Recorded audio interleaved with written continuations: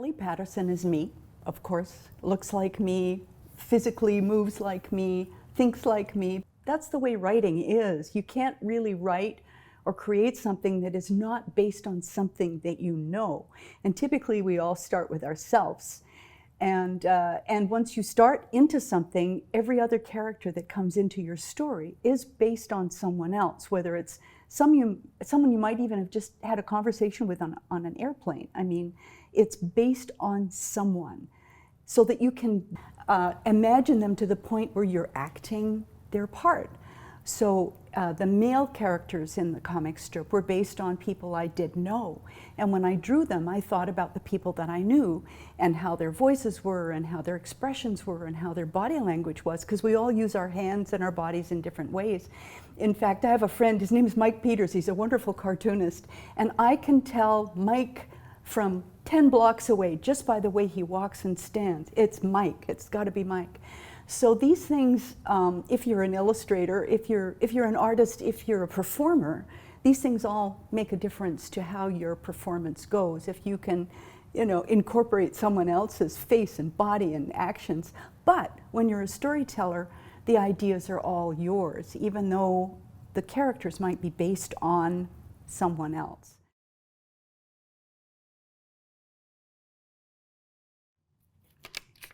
And we're going to see how many expressions you can make with those simple elements.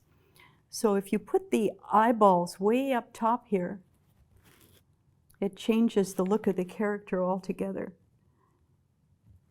You can move the mouth around and you can make him look like he's happy or confused or uncertain just by where you put that mouth and where you tip it. If you tip it slightly, you can make it look like a bit of a smile. If you move everything down to the bottom, you can make a baby out of this little character. And if you move the eyeballs to the side, it changes the character again. It can make it look almost like an alien. And it's just simply where you place these elements, the two dots, the letter C and the little line, where you place them on that page. But have a look at this. I'm sure you know who this character is. That's Charlie Brown. And it's very simply done. Two little dots, the letter C, and a tiny little line for the mouth. And yet Charles Schulz turned that character into one of the most expressive and lovable characters on the planet, just by where he put those eyes and where he put the mouth. Neat, huh?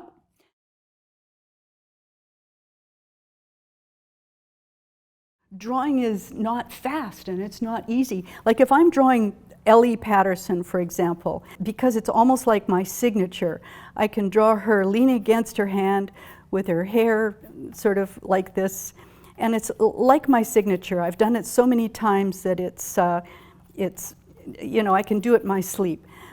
But to draw somebody new, like Michael, for example, looking to the side, I have to draw the ghost first. I have to draw the little rough lines that are his, the outline of his face before I can actually draw him.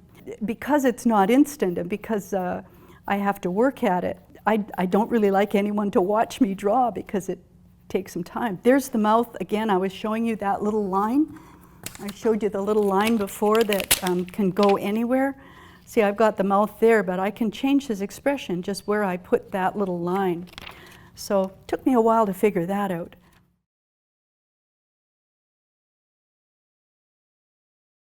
Okay, another trick of the trade is, for me anyways, I love great big eyeballs. Great big eyeballs, great big noses.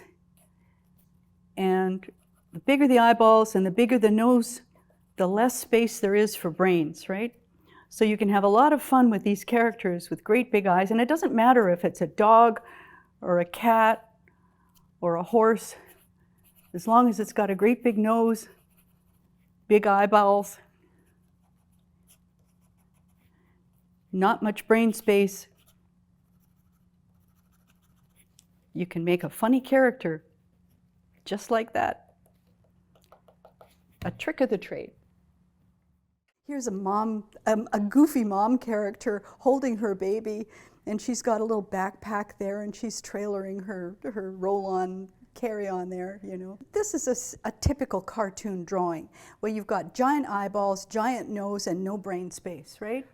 That's the thing. The bigger the nose, the bigger the mouth, the bigger the eyeballs, the smaller the brain, and so that makes you feel good. It makes me feel good, because anytime I feel like I'm not smart enough or I'm not good enough, I draw a character like that that's infinitely dumber and stupider looking than I am, you know, and it makes me laugh. So with luck, it'll make somebody else laugh.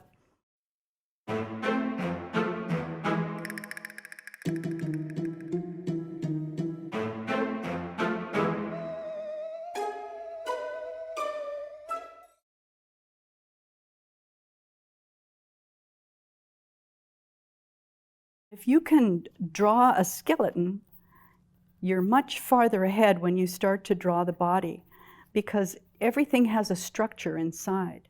And so when I learned to draw, I had a tough time trying to do the anatomy, but I took drawing lessons and that was very helpful. And then once I could draw a skeleton without too much trouble, I had it much easier drawing full characters. And that goes for a dog or a cat. I mean, dogs are quite different from people, but they all have shoulder blades and upper bodies, and you know, they all have skeletons. So it's important. It doesn't matter if your character is a cartoon or it's a real drawing. You have to think about the structure inside the character before you really focus on the character outside. So just learn a little bit about anatomy and you'll be well ahead.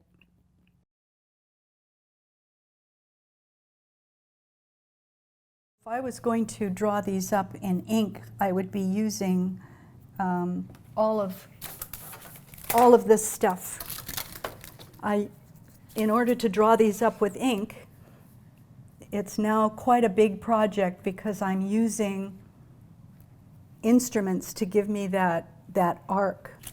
Anybody who's drawing at all, who has this thing, will know how very useful that is. That's a French curve, and this one, every French curve collection comes in threes, but this is the one that you will use all the time. And I actually realized that the dog's back is slightly rounded when I draw it. It's not flat, even though it's a barrel shape.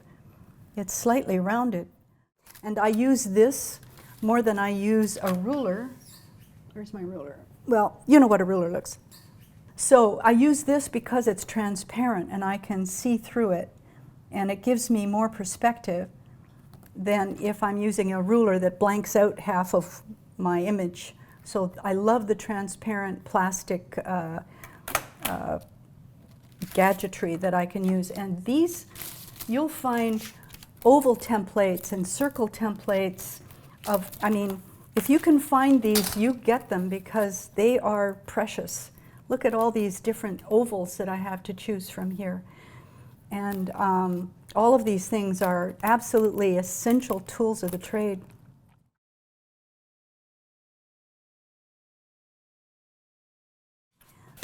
The pens that I used to use a flexible nib pen with an inkwell where you would dip the tip of the pen into the inkwell, and the flexible nib is difficult to use. Once you get used to it, it's fine. But nowadays they have these really good felt tip pens. This is in Winsor Newton, which is a good brand. There's a number of good brands. When they first came out, they bled into the paper, so you do a line, but if you look closely, the edge was all rough. But now you can get a solid line with these pens. You can put white out over it and it doesn't bleed through. The early pens bled through as sort of a purple color, and you'd put more white on, it would purple, and more white, it was endless.